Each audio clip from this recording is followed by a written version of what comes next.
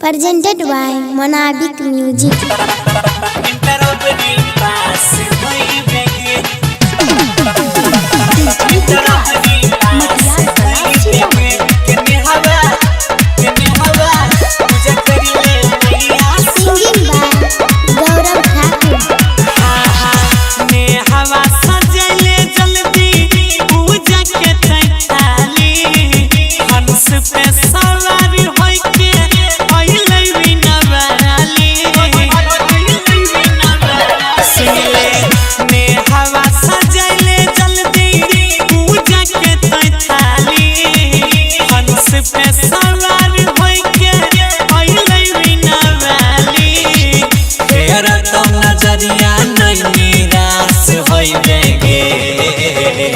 पूजा कर ले मैया सरस्वती जी के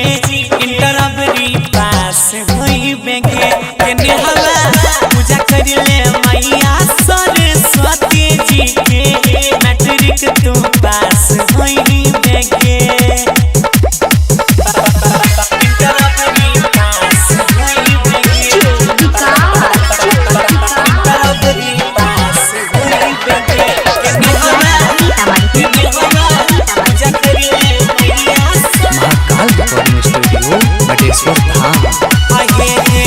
सभे के ऊपर मैया राखै छै धियान गे दया बरसैतौ तोर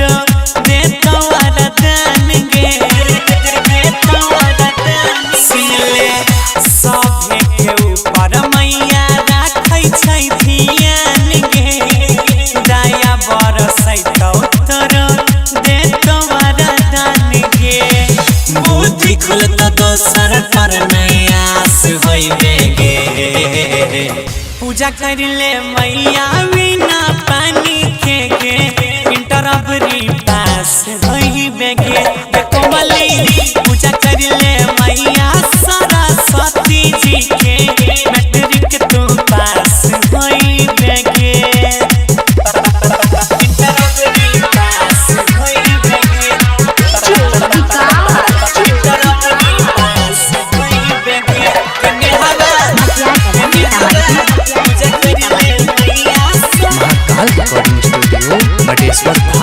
जय हो